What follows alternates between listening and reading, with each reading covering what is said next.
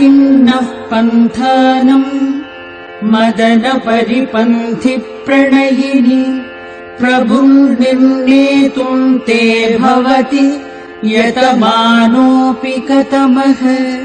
तथापि श्रीकाञ्ची विहृतिरसिके कोऽपि मनसो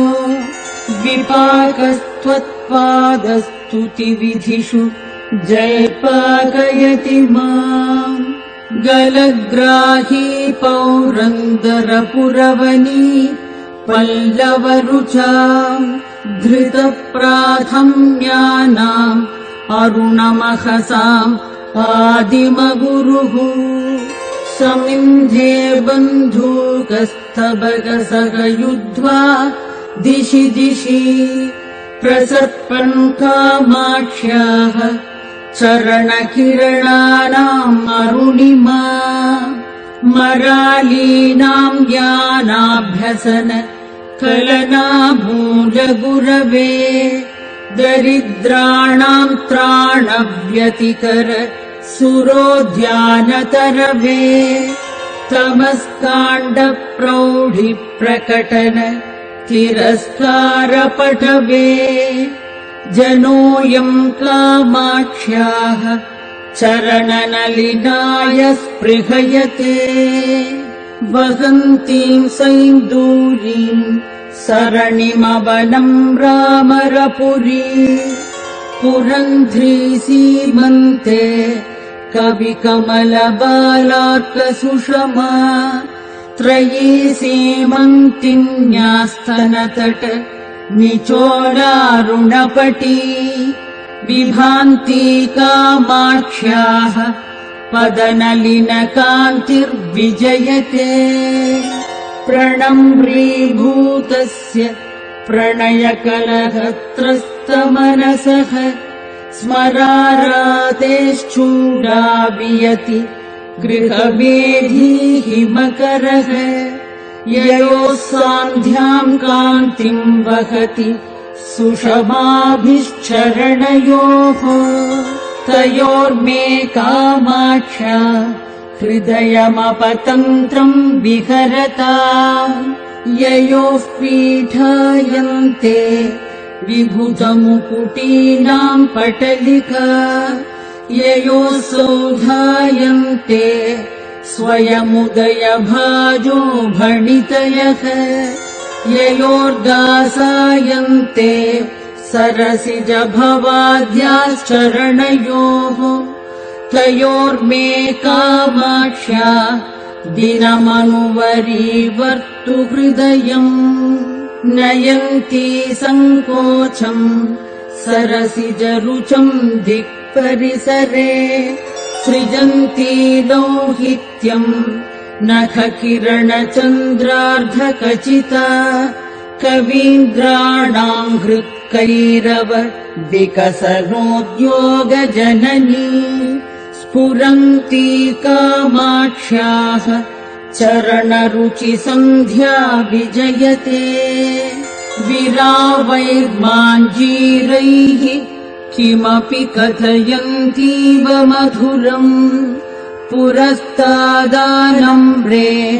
पुरविजयिनि स्मेरवदने वयस्येन प्रौढा शिथिलयति या प्रेमकलहप्ररोहम् कामाक्ष्याश्चरणयुगली सा विजयते सुपर्वस्त्रीलोलालकपरिचितम् षट्पदकुलैः स्फुरल्लाक्षारागम्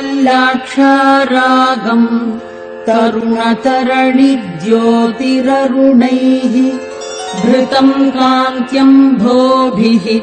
विसृमरमरन्दैः सरसिजैः विधत्ते कामाक्ष्याः चरणयुगलम् बन्धुपदवीम् रजः संसर्गेऽपि स्थितम् अरजसामेव हृदये परम् रक्तत्वेन स्थितमपि विरक्तैकसुलभम् अलभ्यम् मन्दानाम् दधदपि सदा मन्दगतिताम् विधत्ते कामाक्ष्याः चरणयुगमाश्चर्यलहरी जठारामञ्जीरस्फुरदरुण रत्नांशुनिकरैः निशीदन्ती मध्येन करुचिज्झरी गाङ्गपयसाम् जगत्त्राणम् कर्तुम् जननि मम कामाक्षि नियतम् तपश्चर्याम् धत्ते तव चरण पाथोजयुगली तुलाकोटिद्वन्द्वक्पणितभणिता भीतिवचसोः विनम्रम् कामाक्षी विसृमरमहः पाटलितयोः क्षणम् विन्यासेन क्षपिततमसोर्मे ललितयोः पुनीयान्मूर्धानम् पुरहर पुरन्ध्री चरणयोः भवानि द्रुह्येताम् भवनि विदितेभ्यो मम मुहुः तमो व्यामोहेभ्यस्तव जननि कामाक्षि चरणौ ययोर्लाक्षाबिन्दुस्फुरणधरणात् दूर्जटिजटा कुटीराशोणाङ्कम् वहति वपुरेणाङ्ककलिका पवित्रीकुर्युर्नः पदतलभुवः पाटलरुचः परागास्ते पापप्रशमनधुरीणाः परशिवे कणम् लब्धुम् येषाम् निजशिरसि कामाक्षि विवशा वलन्तो व्यातन्वन्तिः अहमहमिकाम्बासवमुखाः बलाकामालाभिर्न करुचिमयीभिः परिवृते विनम्रस्वर्णारी विकचकच कालाम्बुदकुले स्फुरन्तः कामाक्षि स्फुटदलितबन्धूकसुहृदः तडिल्लेखायन्ते तव चरणपाथोजकिरणाः सरागः सद्वेषः प्रसृमरसरोजे प्रतिदिनम् निसर्गादाक्रामन् विबुधजनमूर्धानमधिकम् कथम् कारम् मातः कथय पदपद्मस्तव सताम् नतानाम् कामाक्षि प्रकटयति कैवल्यसरणिम् जपालक्ष्मी शोणो जनितपरमज्ञाननलिनी विकासव्यासङ्गो विफलितजगज्जाढ्यगरिमा मनः पूर्वाद्रिमे तिलकयतु कामाक्षि तरसा तमस्काण्डद्रोही तव चरणपाथोजरमणः नमस्कुर्मः प्रेङ्गन् मणिकटकनीलोत्पलमहः पयोधौरिङ्घद्भिः नखकिरणफेनैर्धवलिते स्फुटम् कुन्वाणाय प्रबलचल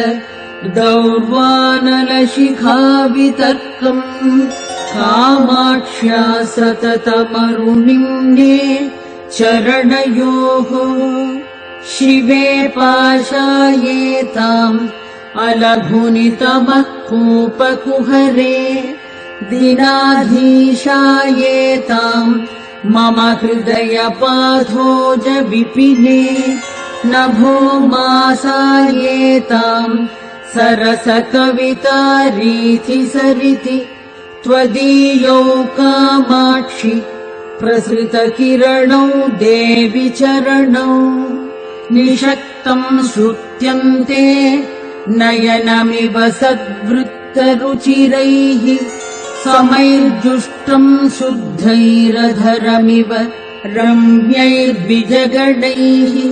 शिवे वक्षोजन्मद्वितयमिव मुक्ताश्रितमुमे त्वदीयम् कामाक्षि प्रणतशरणम् नौ विचरणम्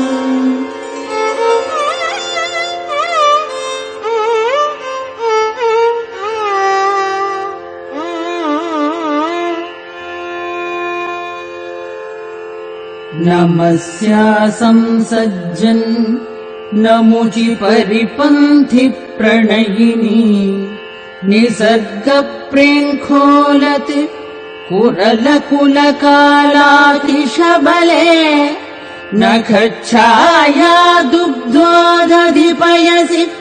ते वै द्रुमरुचाम् प्रचारम् कामाक्षि प्रचुरयति पादाब्जसुषमा कदा दूरीकर्तुम् कटुदुरितकाकोलजनितम्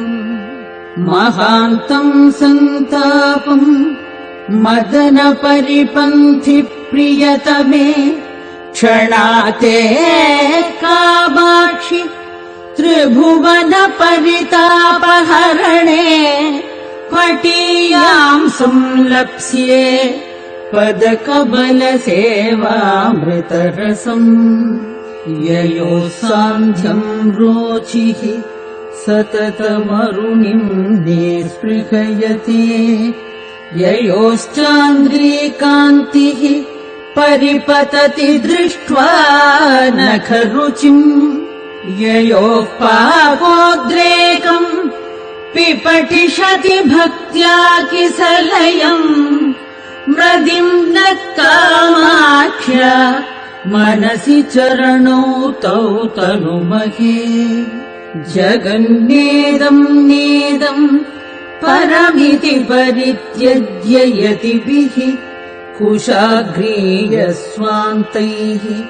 कुशलधिषणैः शास्त्रचरणम् गवेष्यम् कामाक्षि ध्रुवमकृतकानाम् गिरिसुते गिरामैदम् पर्यम् तव चरणपद्मम् विजयते कृतस्नानम् शास्त्रामृतसरसि कामाक्षि नितराम् दधानम् वैशद्यम् कलितरसम् आनन्दसुधया अलङ्कारम् भूमेः मुनिजनमनश्चिन्मय महापयोधेरन्तस्थम् तव चरणरत्नम् मृगयते मनोगेहे मोहोद्भव तिमिरपूर्णे मम मुहुः दरिद्राणि कुर्वन् दिनकरसहस्राणि किरणैः विधत्ताम् कामाक्षि प्रसृमरतमो वञ्चनचणः क्षणार्धम् सान्निध्यम् शरणमणिदीपो जननि ते कवीनाम् चेतोवन् नखररुचि सम्पर्कि विबुधस्रवन्ति श्रोतोवत्पटुमुखरितम् हंसकरवैः दिनारम्भ श्रीवन्नियतम् अरुणच्छाय सुभगम् मदन्तः कामाक्ष्याः स्फुरतु पदपङ्केरुहयुगम् सदा किम् सम्पर्कात् प्रकृतिकठिनैर्नाकिमकुटैः तटैर्निहाराद्रेरधिकम् अणुना योगि मनसा विभिन्ते सम्मोहम् शिशिरयति भक्तानपि दृशाम् अदृश्यम् कामाक्षि प्रकटयति ते पादयुगलम् पवित्राभ्याम् अम्ब प्रकृतिमृदुलाभ्याम् तव शिवे पदाभ्याम् कामाक्षि प्रसभमभिभूतैः सचकितैः प्रवालैरम्भोजैरपि च वनवासव्रतदशाः सदैवारभ्यन्ते परिचरितनानाद्विजगणैः चिरादृश्या हंसैः कथमपि सदा हंससुलभम् निरस्यन्ति जाड्यम् नियतजडमध्यैकशरणम् अदोषव्यासङ्गा सततमपि दोषाप्तिमलिनम् पयोजम् कामाक्ष्याः परिहसति पादाब्जयुगली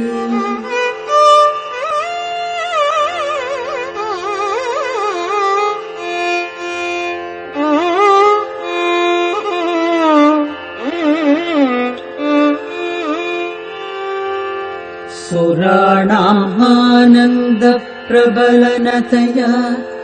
मण्डनतया नखेन्दुज्योत्स्नाभिः विसृभरतमखण्डनतया पयोजश्रीद्वेषव्रतरततया त्वच्चरणयोः विलासकामाक्षि प्रकटयति नैषाकरदशाम् सितिम् नाकान्तीनाम् नखरजनुषाम् पादनलिनः छवीनाम् शोणिम्ना तव जननि कामाक्षि नमने लभन्ते मन्दारग्रथित नवबन्धूककुसुमस्रजा सामीचीन्यम् सुरपुरपुरन्द्रीकजभराः स्फुरन्मध्ये शुद्धे नखकिरणदुग्धाब्धिपयसाम् वहन्नब्जम् चक्रम् दरमपि च लेखात्मकतया श्रितो मात्स्यम् रूपम् श्रियमपि दधानो निरुपमा त्रिधामा कामाक्ष्याः पदनलिननामा विजयते नखश्रीसन्नद्धस्तभगनिचितः स्वैश्च किरणैः पिशङ्गैः कामाक्षि प्रकटितलसत्पल्लवरुचिः सदाम् गम्यशङ्के सकलफलदाता सुरतरुः त्वदीयः पादोऽयम् तुहिन गिरिराजन्यतनये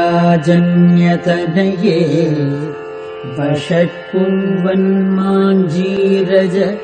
कलकलैकर्मलहरीहवींषि प्रोदण्डम् ज्वलति परमज्ञानदहने महीयान् कामाक्षि स्फुटमहसि जोहोति सुधियाम् मनोवेद्याम् मातस्तव चरणयज्वा गिरिसुते महामन्त्रम् किञ्चिन् मणिकटकनादैर्मृदु जपन् क्षिपन् दिक्षु स्वच्छम् नखरुचिमयम् भास्मनरजः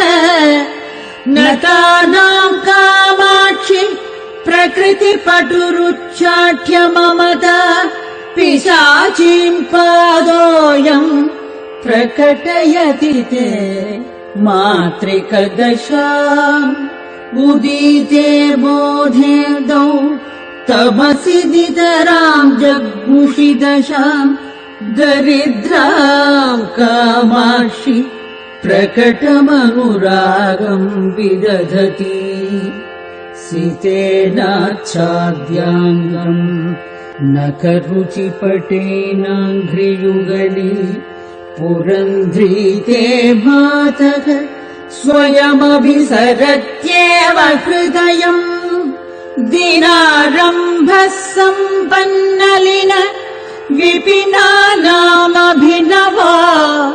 विकासो वासन्तः सुखविपिकलोकस्य नियतः प्रदोषः कामाक्षि प्रकटपरमज्ञानशशिनः चकास्ति त्वत्पादस्मरणमहिमा शैलतनये धृतच्छापम् नित्यम् सरसिरुहमैत्री परिचितम् निधानम् दीप्तीनाम्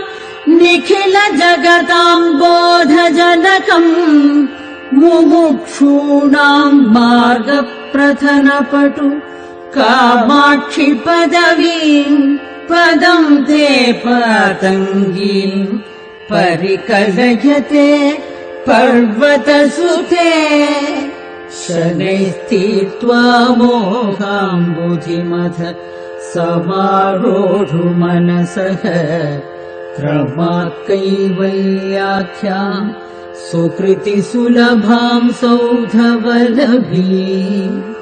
लभन्ते निःश्रेणीमिव झटिति कामाक्षि चरणम् पुरश्चर्याभिस्ते पुरमथन सीमन्ति निजनाः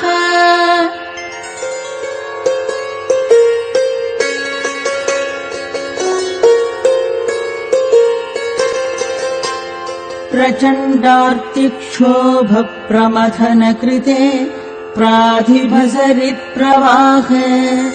प्रोद्दण्डीकरणजलदाय प्रणमताम् प्रदीपाय प्रौढे भवतमसि कामाक्षि चरणप्रसादोन्मुख्याय स्पृहयति जनोऽयम् जननि ते मरुद्भिः संसेव्या सततमपि चाञ्चल्यरहिता सदारुण्यम् यान्ति परिणति दरिद्राण सुषमा गुणोत्कर्षान्मञ्जीरजकलकलैः तर्जनपटुः प्रवालम् कामाक्ष्याः परिहसति पादाब्जयुगली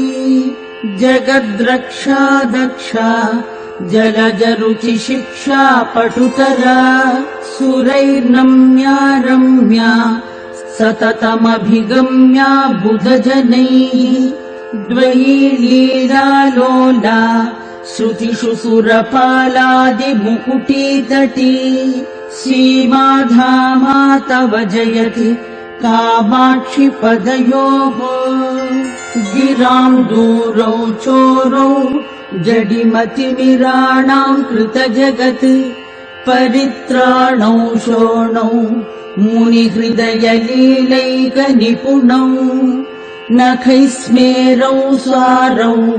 निगमवचसाम् खण्डितभवगृहोन्मादौ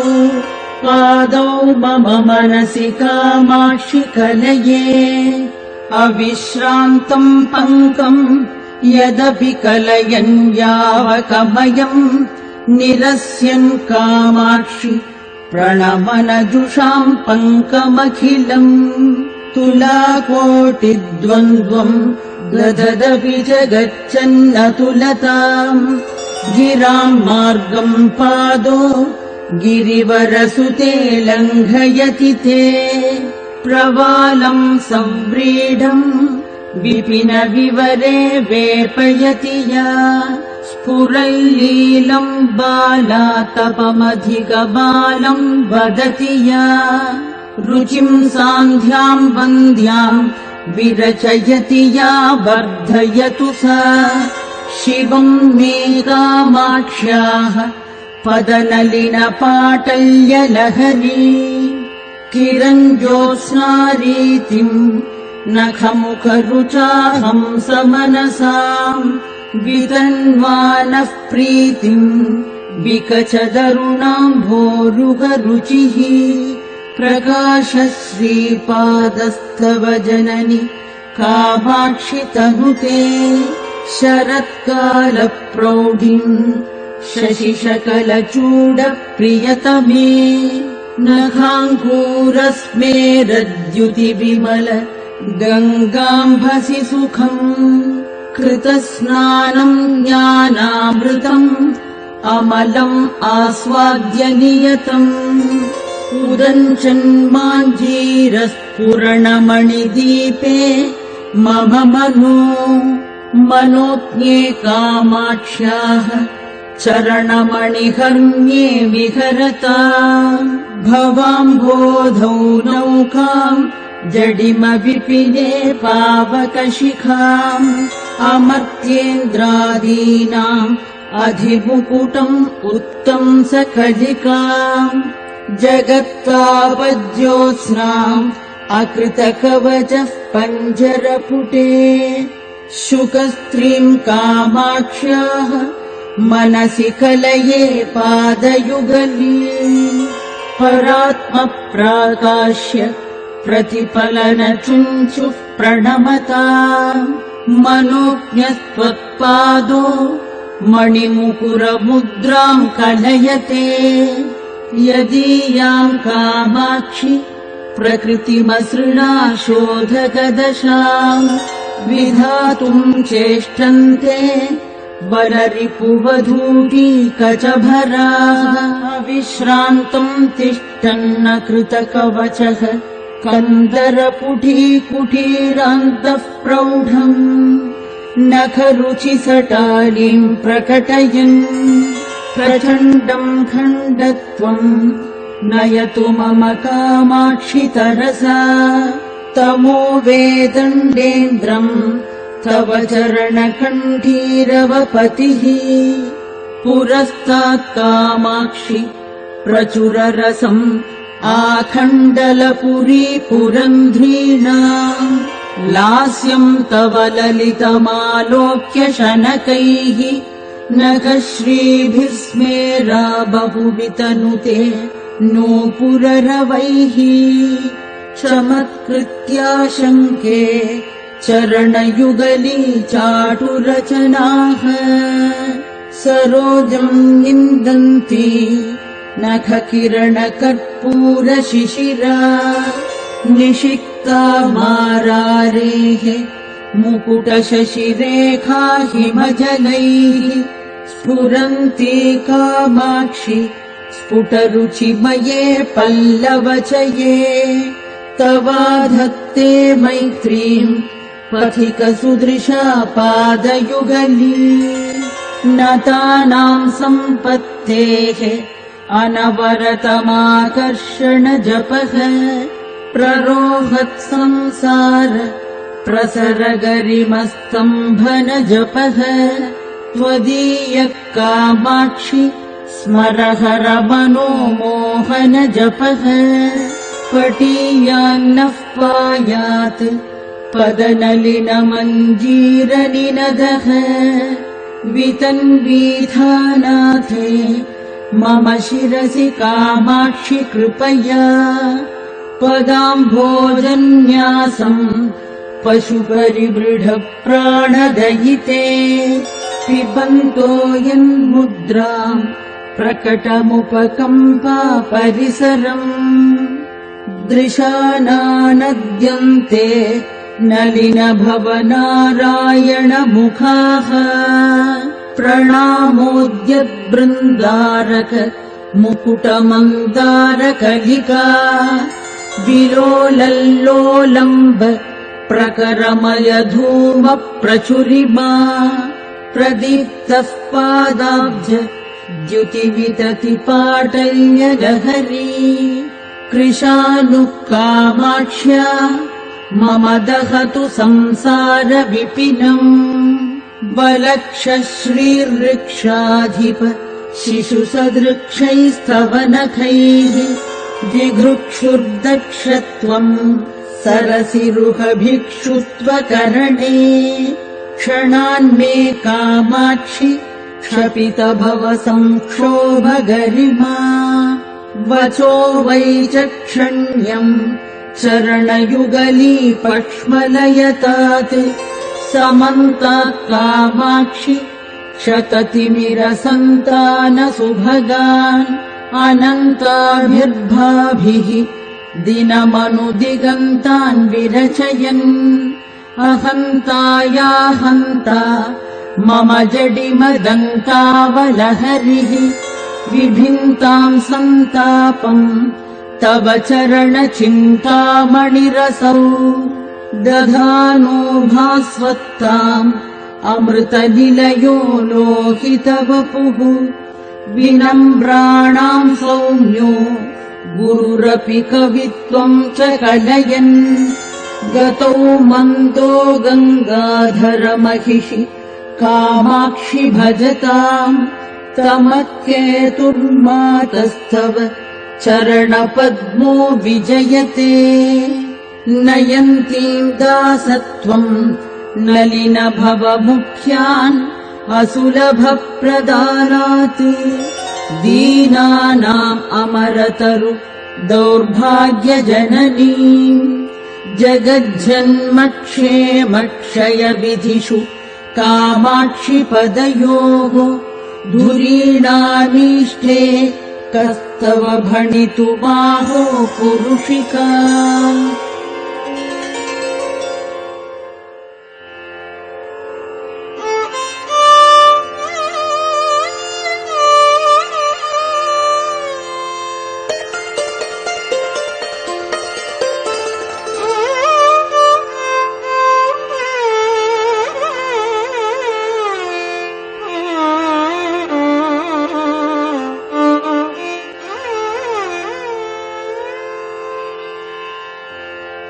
जनोऽयम् सन्तप्तो जननि भवचण्डाम् सुकिरणैः अलब्ध्वैकम् शीतम् कणमपि परज्ञानपयसः तमो मार्गे पान्थस्थव झटिति कामाक्षि शिशिराम् पदाम्भोजच्छायाम् परमशिवजाये मृगयते जगत्यम्ब श्रीमन्नखकिरण चीनाम् शुकमयम् वितानम् बिभ्राणे सुरमुकुटसङ्घट्टमसृणे निजारुण्यक्षौमास्तरणवति कामाक्षि सुलभा बुधैः संविन्नारी तव चरणमाणिक्यभवने प्रतिमः कामाक्षि स्फुरित तरुणादित्यकिरणश्रियो मूलद्रव्यम् तव चरणमद्रीन्द्रतनये सुरेन्द्राशामा पूरयति यदसौ ध्वान्तमखिलम् धुनीते दिग्भागानपि च महसा पाटलयते महाभाष्यव्याख्यापटु शयनमारोपयति वा स्मरव्यापारेष्या पिशुननिटिलम् कारयति वा विरेफाणामध्यासयति सततम् वाधिवसतिम् प्रणम्रान् कामाक्ष्याः पदनलिनमाहात्म्यगरिमा विवेकाम्भस्रोतः स्वपनपरिपाटी शिशिरिते समीभूते शास्त्रस्मरण हलसङ्कर्षणवशात् सताम् चेदक्षेत्रे वपति तव कामाक्षि चरणो महासंवित् सन्ध्यप्रकरवरबीजानि कृषिकः ददारो मन्दारस्तवग परिपाटी नखरुचा वहन् दीप्ताश्रोणाङ्गुलिभिरपि चाम्पेयकलिकाः अशोकोल्लासम् नः प्रचुरयतु कामाक्षि चरणो विकासी वासन्तः समय इव ते शर्वदयिते नखांशु प्राचुर्य प्रसृमर मरालालिमहितः स्फुरन्मञ्जीरोद्यम् मरकतमहश्चैव लयुतः भवत्या कामाक्षि स्फुटचरणपाटल्यकपटो न दशोणाभिख्यो नगपतितनूजे विजयते धुनानम् पङ्कौघम् परमसुलभम् कण्टककुलैः विकासव्यासङ्गम् विदधद पराधीनमनिशम् नखे दुर्ज्योत्स्नाभिः विशदरुचिकामाक्षि नितराम् असामान्यम् मन्ये सरसिजमिदम् ते पदयुगम् करीन्द्राय द्रुह्यत्यलसगति लीलासु विमलैः पयोजैर्मात्सर्यम् प्रकटयति कामम् कलयते पदाम्भोजद्वन्द्वम् तव तदपि कामाक्षि हृदयम् मुनीनाम् शान्तानाम् कथमनिशमस्मै स्पृहयते निरस्ता शोणिम्ना चरणकिरणानाम् तव शिवे समिन्धाना सन्ध्या रुचिरचल राजन्यतनये असामर्थ्यादेनम् परिभवितुमेतत्समरुचा सरोजानाम् जाने मुकुलयति शोभाम् प्रतिदिनम्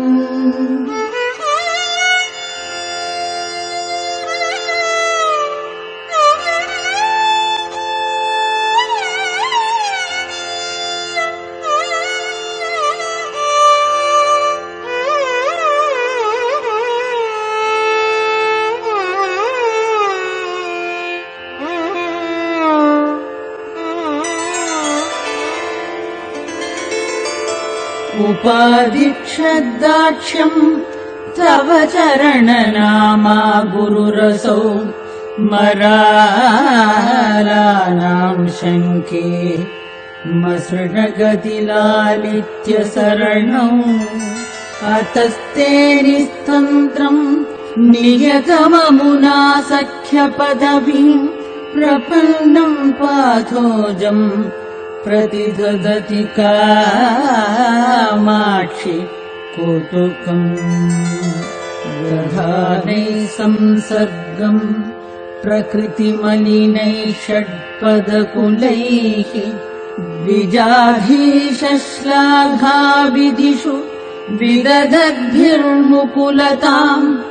रजोभिश्रैः पद्मैर्नियतमपि कामाक्षि पदयोः विरोधस्ते युक्तो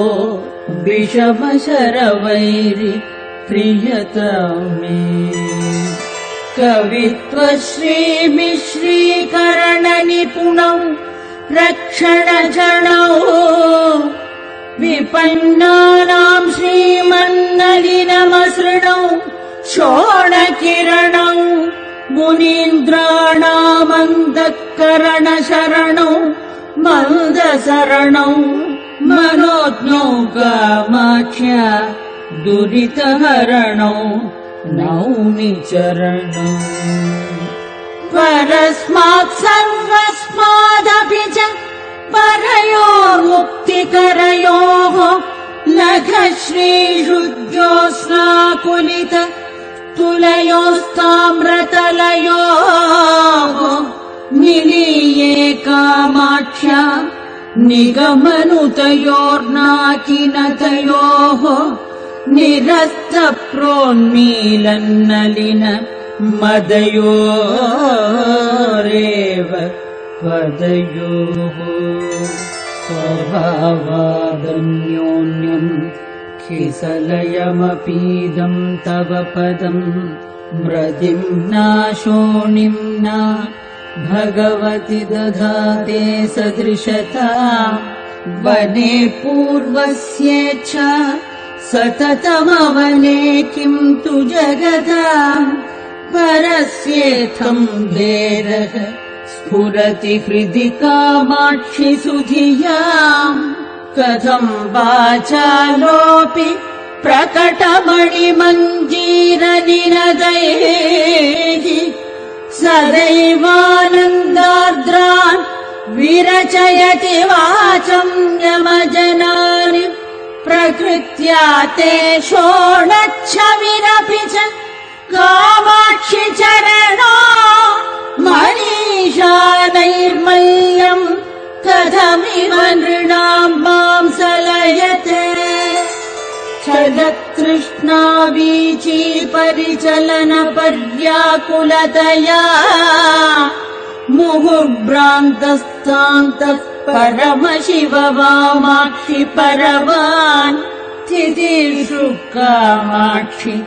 प्रचुरकर कर्माम्बुधिमहुः कदाहम् लप्स्येते शरणमणिसेतुम् गिरिसुते विशुष्यन्त्याम् प्रज्ञासरिति दुरितग्रीष्मसमयप्रभावेण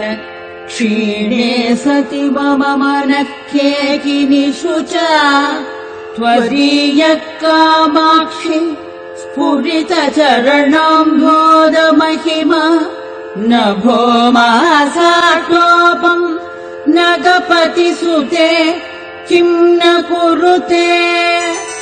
चरणप्रदीपे प्राकाश्यम् दधति तव निर्धूततमसि असीमा कामाक्षि स्वयमलघुदुष्कर्मलहरी विघूर्णन्ति शान्तिम् शलभ परिपाटीव भजते विराजन्ति शुक्तिर्नखकिरण मुक्तामणिततेः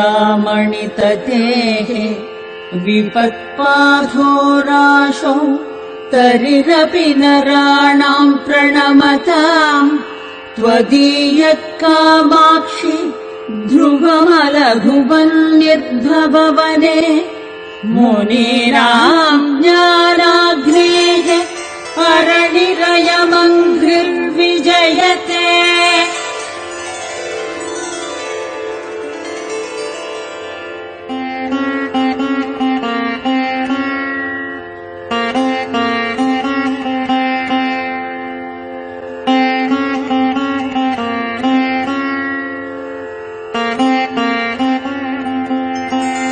समस्तैः संसेव्यः सततमपि कामाक्षि विबुधैः स्तुतो गन्धर्वस्त्रीसुललित विपञ्चीकलरवैः भवत्या बिन्धानो भवगिरिकुलम् जृम्बिततमोबलद्रोही मातश्चरणपुरुहूतो विजयते वसन्तम् भक्तानामपि मनसि नित्यम् परिलसत् घनच्छायापूर्णम् शुचिमपि नृणाम् तापशमनम् नखेन्दुज्योत्स्नाभिः शिशिरमपि पद्मोदयकरम्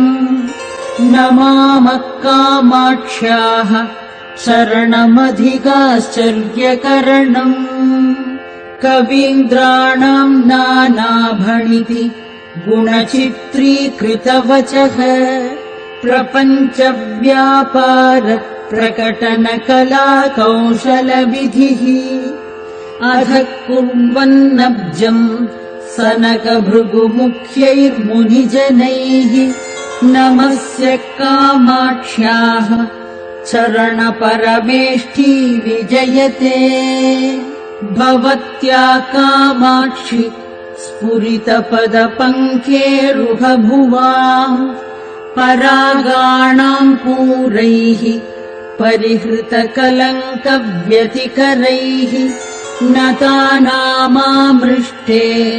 हृदयमुकुरे निर्मलरुचि प्रसन्ने निःशेषम् प्रतिफलति विश्वम् गिरिसुते तव त्रस्तम् पादात्किसलयमरण्यान्तरमगात् परम् रेखारूपम् कमलममुमेव श्रितमभूत् जितानाम् कामाक्षि द्वितयमपि युक्तम् परिभवे विदेशे वासो वा शरणगमनम् वा निजरिपोः गृहीत्वा याथार्थ्यम् निगमवचसाम् देशिक कृपाकटाक्षार्कज्योतिः शमितममता बन्धतमसः यतन्ते कामाक्षि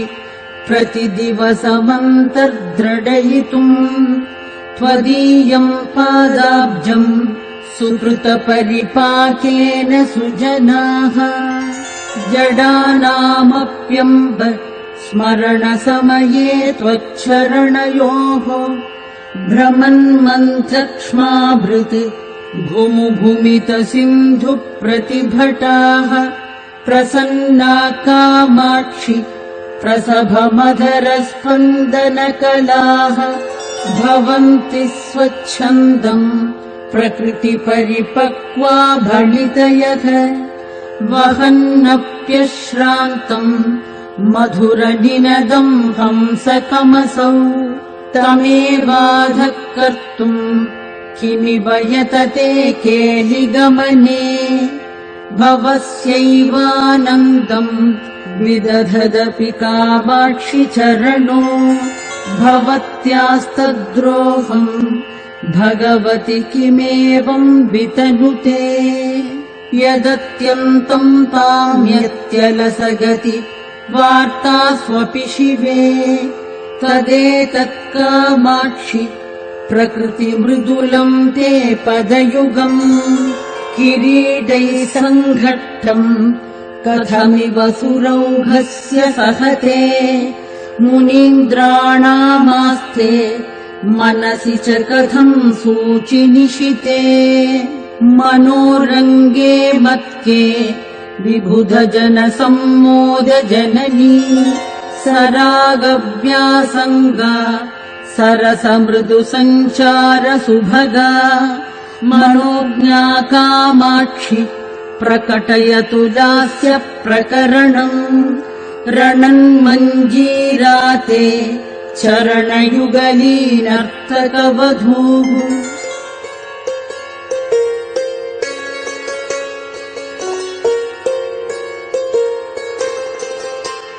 परिष्कुर्वन् मातः पशुपतिकपर्धम् चरणराट् पराचाम् हृत्पद्मम् परमभणितीनाम् च मुकुटम् भवाख्ये पाथोदौ परिहरतु कामाक्षि ममता पराधीनत्वम् मे परिभूषितपाथोज महिमा प्रसूनैः सम्पर्कादमरतरुणी कुन्तलभवैः अभीष्टानाम् दानादनिशमपि कामाक्षि नमताम् स्वसङ्गात् कङ्केलिप्रसवजनकत्वेन च शिवे हृदा धत्ते वार्ताम् सुरभिरिति पादो गिरिसुते महामोहस्तेन व्यतिकरभयात् पालयति यो विनिक्षिप्तम् स्वस्मिन् मुनिजनमनोरत्नमनिशम् सरागस्योद्रेकात् सततमपि कामाक्षि रुचिराम् किमेवम् पादोऽसौ किसलय रुचिम् चोरयति ते सदा स्वादुङ्कारम् विषयलहरीशालिकणिकाम् समास्वाद्य श्रान्तम् हृदयशुकपोतम् जननि मे कृपाजाले फाले क्षणमहिषि कामाक्षिरभसात् गृहीत्वा रुन्धीताः चरणयुगली पञ्जरपुटे धुनानम् कामाक्षि स्मरणलवमात्रेण जडिमज्वरप्रौढिम् गूढस्थितिनिगमनैकुञ्जकुहरे अलभ्यम् सर्वेषाम् कतिचन लभन्ते सुकृतिनः चिरादन्विष्यन्तस्तव चरणसिद्धौषधमिदम् रणन्मञ्जीराभ्याम् ललितगमनाभ्याम् सुकृतिनाम् मनोवास्तव्याभ्याम् मथिततिमिराभ्याम् नखरुचा निधेयाभ्याम् पत्या निजशिरसि कामाक्षि सततम् नमस्ते पादाभ्याम् नलिनमृदुलाभ्याम् गिरिसुते सुरागेराकेन्दुप्रतिनिधिमुखे पर्वतसुते चिराल्लभ्ये भक्त्या श्रमधनजनानाम् परिषदा मनोभृङ्गो मत्कः पदकमलयुग्मे जननिते प्रकामम् कामाक्षि त्रिपुरहर वामाक्षि रमताम् शिवे संविद्रूपे शशिशकलचूडप्रियतमे शनैर्गत्या गत्या जितसुरवरेभे गिरिसुते यतन्ते सन्तस्ते चरणनलिनालानयुगले सदा बद्धुम् चित्त प्रमदकरियूथम् दृढतरम् यशस्सूते मातर्मधुरकविताम् पक्ष्मलयते श्रियम् धत्ते चित्तेकमपि परिपाकम् प्रथयते सताम् पाशग्रन्थिम् शिथिलयति ते किम् न कुरुते प्रपन्ने कामाक्ष्याः प्रणतिपरिपाटी चरणयोः मनीषाम् माहेन्द्रीम् ककुभमिवते कामपि दशाम् प्रधत्ते कामाक्ष्याः चरणतरुणादित्यकिरणः यदीये सम्पर्के धृतरसमरन्दा कवयताम् परिपाकम् धत्ते परिमलवती सूक्तिनलिनी पुरामारारातिः पुरमजयदम्बस्तव शतैः प्रसन्नायाम् सत्याम् त्वयि तुहिन शैलेन्द्रतनये परम् तत्कामाक्षि स्फुरतु तरसा कालसमये समायाते मातर्मम मनसि पादाब्जयुगलम् पदद्वन्द्वम् मन्दम् गतिषु निवसन्तम् हृदि सताम् गिरामन्ते भ्रान्तम् कृतकरहितानाम् परिवृढे जनानामानन्दम् जननि जनयन्तम् प्रणमताम् त्वदीयम् कामाक्षि प्रतिदिनमहम् नौमि विमलम् इदम् यः कामाक्ष्याः चरणनलिनस्तोत्रशतकम् जपेन्नित्यम् भक्त्या निखिलजगदाह्लादजनकम् स विश्वेषाम् वन्द्यः सकलकविलोकैकतिलकः चिरम् भुक्त्वा भोगान् परिणमति चिद्रूपकलया।